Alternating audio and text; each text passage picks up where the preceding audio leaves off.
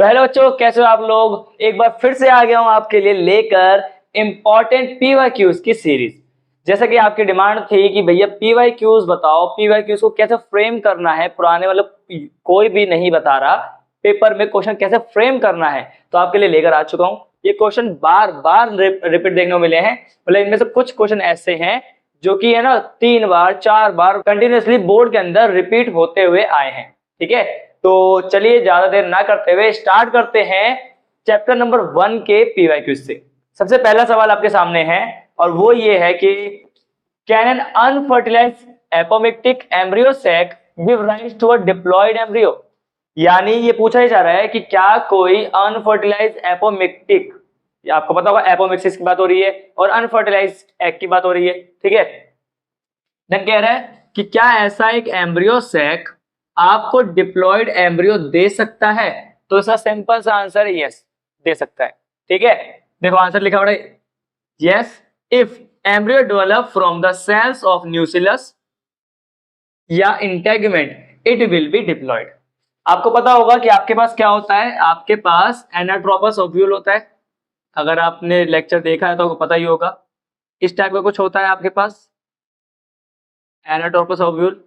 और इस वाले पार्ट को हम क्या कहते हैं, ये कहलाता है आपका इंटेगुमेंट। ठीक है, और अगर बात करें बीच में तो यहाँ पर आपको बहुत सारे न्यूसिलस देखने को मिलते हैं। ठीक है भाई, तो ये न्यूसिलस जो ये आपका होता है 2n, ये 2n होता है और उसी के साथ साथ आपका जो इंटेगुमेंट होता है वो भी 2n होता है। ठीक, तो ये दोनों 2n है। अगर डायरेक्टली ये आगे जाके डेवलप हो जाता है, ये आगे जाके डेवलपमेंट करते हैं और क्या बनाते हैं, एम्ब्रियो सैक बनाते हैं। देखो आपको दिख रहा है डिप्लॉयड सेल बना रही है, तो ये क्या दे रहे हैं आपको, ये आपको एम्ब्रियो प्रोवाइड कर रहे हैं। ठीक है भाई, और एम्ब्रियो भी आपका 2n ही होता है, ये तो आपको पता ही है। तो इस तरीके से मतलब आपको क्या फ्रेम करना है, आपको डायरेक्ट ये आंसर लिखना है ना, और आपको बता देना। अगर मान लो एग्जाम्पल भी आ जाए, मान लो कोई पूछे कि इसका एग्जाम्पल ही बताओ, तो उसका एग्जाम्पल आपको पता होना चाहिए। एग्जाम्पल है आपका मैंगो एंड कैस्टर।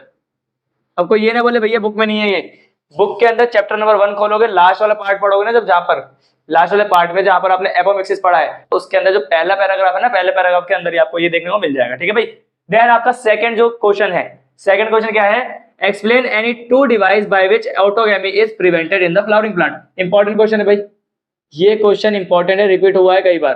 तो देखो कुछ ऐसे डिवाइसेस होते हैं, आपको पता होगा आउटब्रीडिंग डिवाइस की बात हो रही है यहाँ पर, तो उसको बताना है आपको। जनरली 2 पूछे गए हैं, मैंने आपके सामने 3 लिख रखे हैं, होते 4 हैं। ठीक है, पहला male and female flower are present on different flower, मतलब डिफरेंट प्लांट। क्या होना चाहिए, एक मेल और एक फीमेल जो फ्लावर है, मेल और फीमेल पार्ट यानी आपका एंथर और स्टिग्मा, वो कहाँ होना चाहिए, अलग अलग पौधे पे होना चाहिए, यानी कहीं ना कहीं मैं यूनिसेक्सुअल फ्लावर की बात कर रहा हूँ। ठीक है, देन बात कर लेते हैं अपन, एंथर और स्टिग्मा है, इनका मैच्योरेशन अलग अलग टाइम पे होना चाहिए।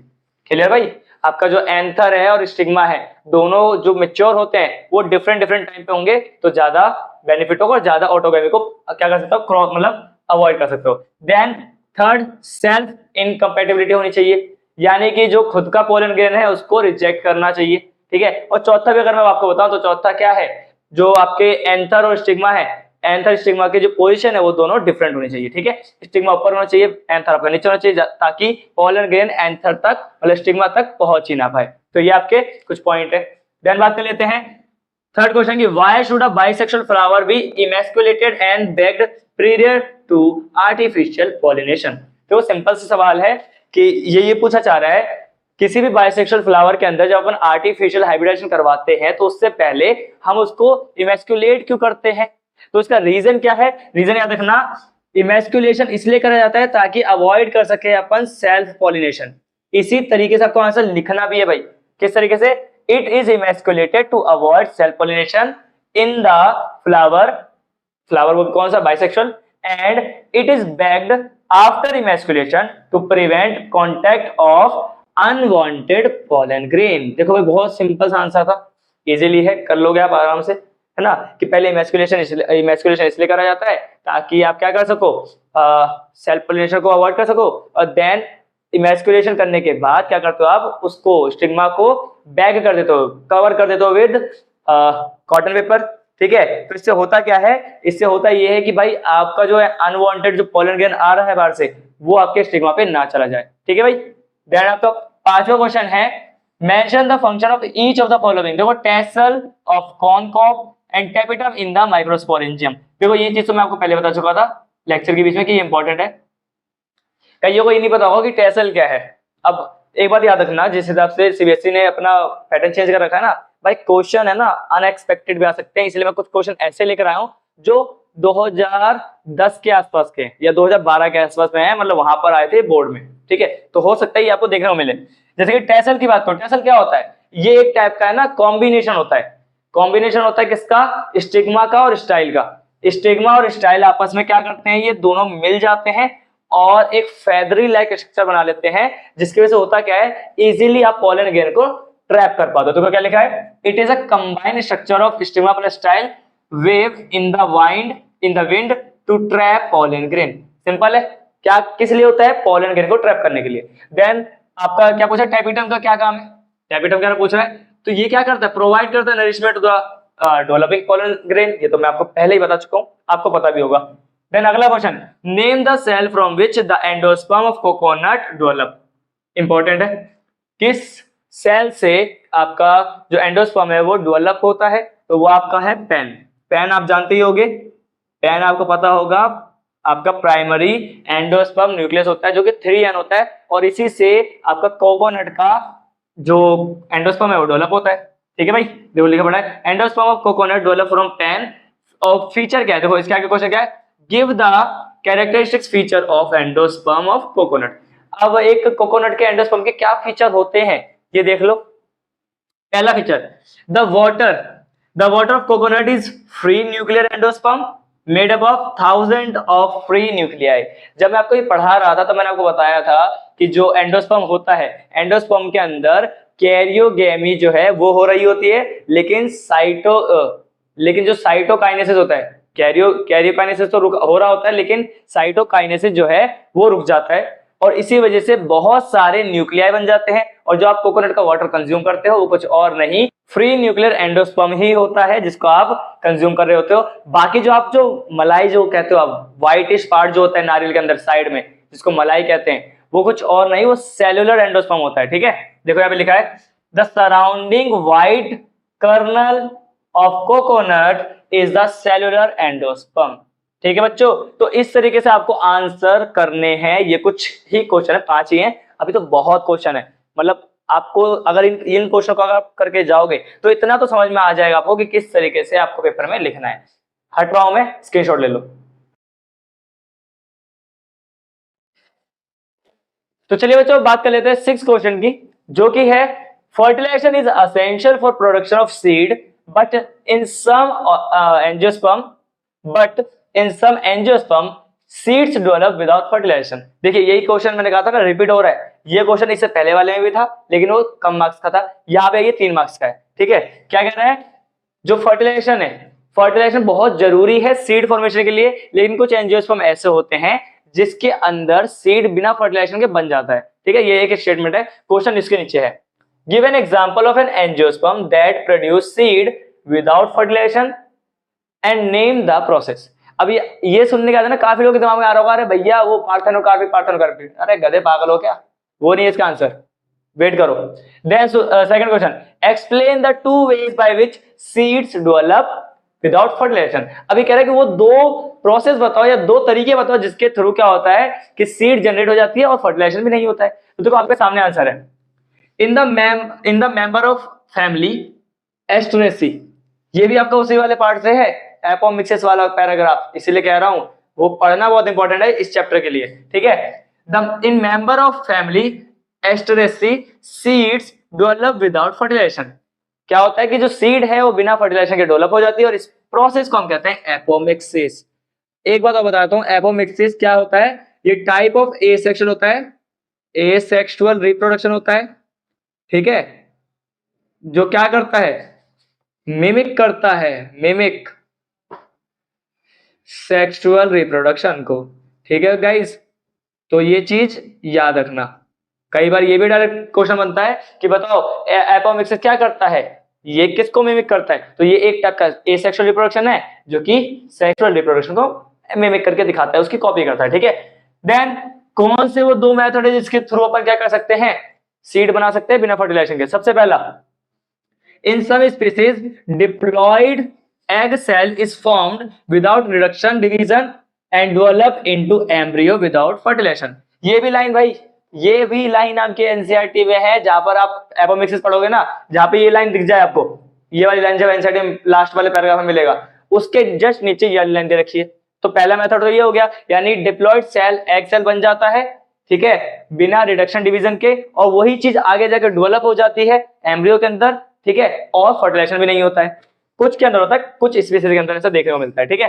देन सेकंड एग्जांपल, मतलब सेकंड वे क्या है, in many varieties of citrus and mango. याद करो, अभी थोड़ी देर पहले ही बताया था मैंने, सिट्रस और मैंगो के केस में क्या होता है, इंटेगुमेंट और न्यूक्लियर या न्यूसिलस सेल क्या करती हैं, डायरेक्टली क्या बना देती है, सीड बना लेती हैं। देखो, fruit, some of the nucellar cell surrounding the embryo sac start dividing और protrude into the embryo sac and then develop embryo।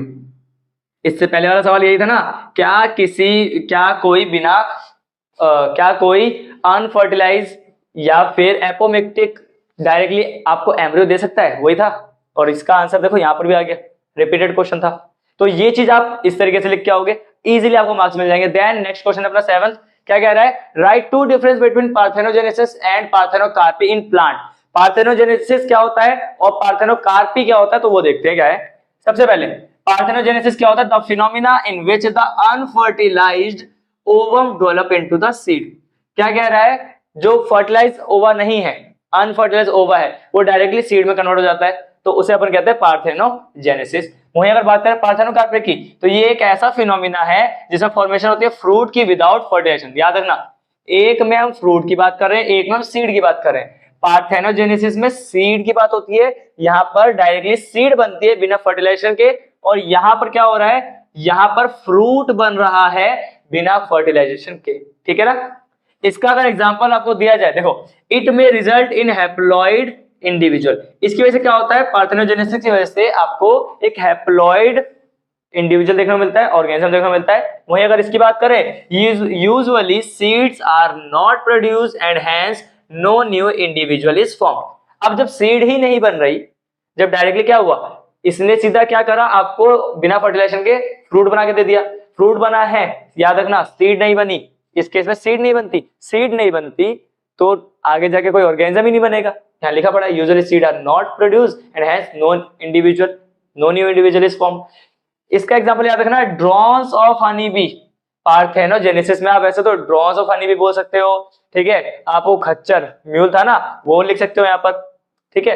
Then इसकी बात करें तो यहाँ पे दो एग्जांपल, पाइनएप्पल और बनाना। बनाना तो आपको बताइए है ना, सदाबहार है, आपको सबको याद होता है कि बनाना क्या करता है, पार्थेनोकार्पी फ्रूट होता है। लेकिन एक और है पाइनएप्पल, ये भी याद रख लेना अगर एमसीक्यू में आ जाए, which of the following are parthenocarpy fruit, और मान लो आपको बनाना ना मिले ऑप्शन में, तो पाइनएप्पल पे टिक लगा देना, ठीक है भाई। चलिए फटाफट से नेक्स्ट क्वेश्चन देखते हैं, आप स्क्रीनशॉट लो इसकी। तो दोस्तों अब बात कर लेते हैं 8वें क्वेश्चन की। 8वां क्वेश्चन क्या कहता है, with the help of level diagram depict the organisation of a typical embryo sac just after double fertilisation, ठीक है। एंड उसी में सेकंड पार्ट, देखो ये 5-5 मार्क्स वाले क्वेश्चन है भाई, याद रखना, इनमें से ही क्वेश्चन बनते हैं, ऐसे ही क्वेश्चन आएंगे, ठीक है। उसके बाद how are seed advantages to angiosperm, यानी सीड किस तरीके से एंजियोस्पर्म के लिए एडवांटेजियस है ना है। तो सबसे पहले ये कहना ही चाह रहा है, एक डायग्राम बनाओ, लेवल डायग्राम, और साथ ही साथ कौन सा एम्ब्रियो सैक बनाना है, ये वाला नहीं बनाना, आफ्टर डबल फर्टिलाइजेशन, यानी इसका डबल फर्टिलाइजेशन हुआ एंड जो आपको बनाना वो ये है, ठीक है। ये क्यों बनाया मैंने, ये इसलिए बनाया ताकि आपको यही बता दूं, क्योंकि कई बार पेपर में 3 मार्क्स में सिर्फ ये आता है। ये मैच्योर एम्ब्रियो सैक है, या जिसको अपन बोलते हैं 7 सेल्ड 8 न्यूक्लिएटेड। ये कभी भी आ जाए ना कि 7 सेल्ड और 1 न्यूक्लिएटेड एम्ब्रियो सैक का डायग्राम बनाओ, या मैच्योर एम्ब्रियो सैक का डायग्राम बनाओ, तो ये बना देना भाई, ठीक है। इसमें 3 एंटीपोडल सेल होती है, 2 सिनर्जिड होता है, 1 एग सेल होता है, ये 2 1 और 3 मिला के आपके हो गए 6, और एक बीच में बड़ा सा ग्रीन कलर का दिख रहा होगा वो सेंट्रल सेल होता है, ठीक है, हो गए 7 सेल। अब 8 न्यूक्लियस गिन लो, 1 2 3 4 5 6 7 8 8 न्यूक्लियस हो गए, यहाँ पे मैच्योर एम्ब्रियो से। लेकिन जब इसका क्या होता है, डबल फर्टिलाइजेशन होता है ना, जब डबल फर्टिलाइजेशन होता है, पोलन ट्यूब बनती है, पोलन गिरने में से वो जो मेल गैमेट है ना वो आते हैं, तो एक एक्स सेल के पास जाता है और एक पोलन न्यूक्लिया के पास जाता है, तो होता है आपका फर्टिलाइजेशन, डबल फर्टिलाइजेशन। और कुछ इस तरीके से बाद में शेप देखने को मिलता है, जिसमें ये आपके सिनर्जिड जो है वो डीजेनरेट कर जाते हैं, तो हम कहते हैं यहाँ पे दिखा रखा है मेरे को डीजेनरेटेड सिनर्जिड। एंड बीच में जो ये एग सेल थी, ये एग सेल कन्वर्ट हो जाती है किसमें, जाइगोट में, यानी 2n में। ओके, ऊपर के एंटीपोडल सेल सारे के सारे डीजेनरेट कर जाते हैं, बीच में जो बचा आपका ये पोलर न्यूक्लियाई, ये पोलर न्यूक्लियाई कन्वर्ट हो जाता है किसमें, प्राइमरी एंडोस्पर्म न्यूक्लियस में, ठीक है, जो कि होता है 3n। याद रखना जाइगोट 2n होता है और आपका पैन यानी प्राइमरी एंडोस्पर्म न्यूक्लियस वो 3n होता है।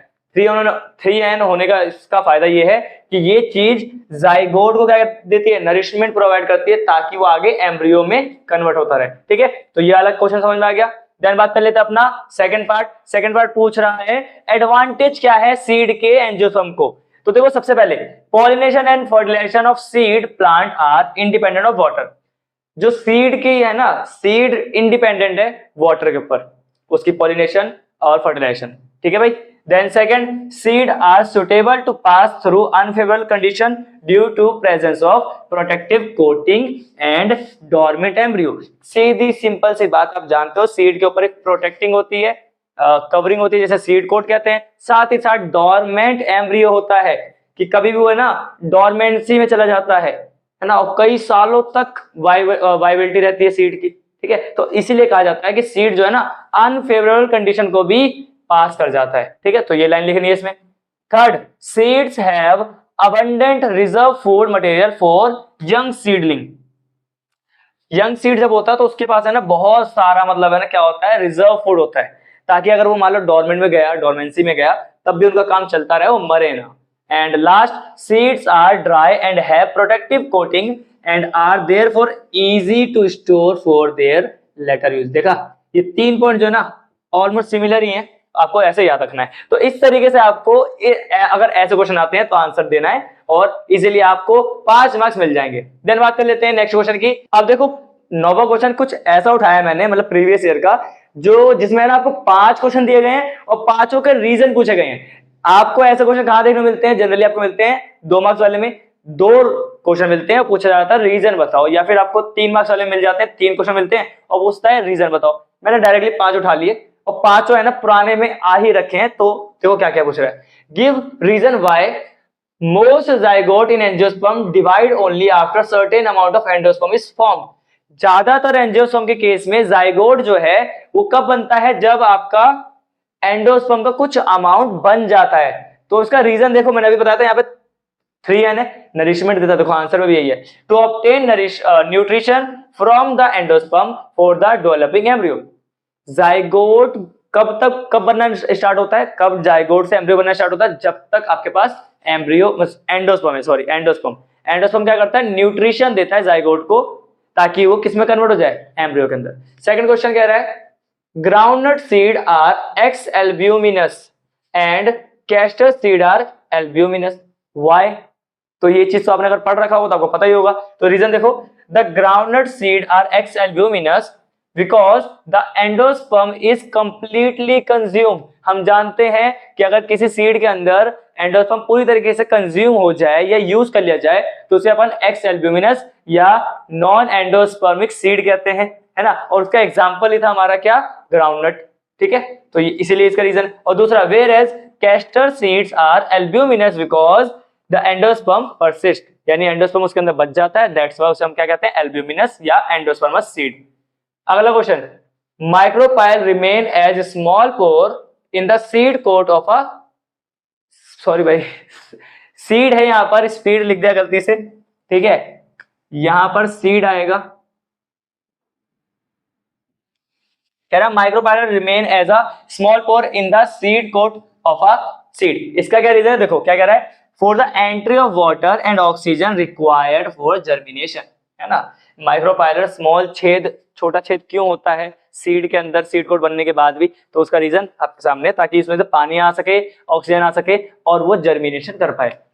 अगला क्वेश्चन कह रहा है integuments of an ovule harden and the water content is highly reduced as the seed mature. जैसे जैसे सीड मेच्योर होती है, जो इंटेगुमेंट होते हैं वो हार्ड होते जाते हैं और वाटर की क्वांटिटी कम होते जाती है सीड में। रीजन दो, तो रीजन देखो क्या लिखा है, to protect the embryo and keep the seed viable until favourable condition return for the germination.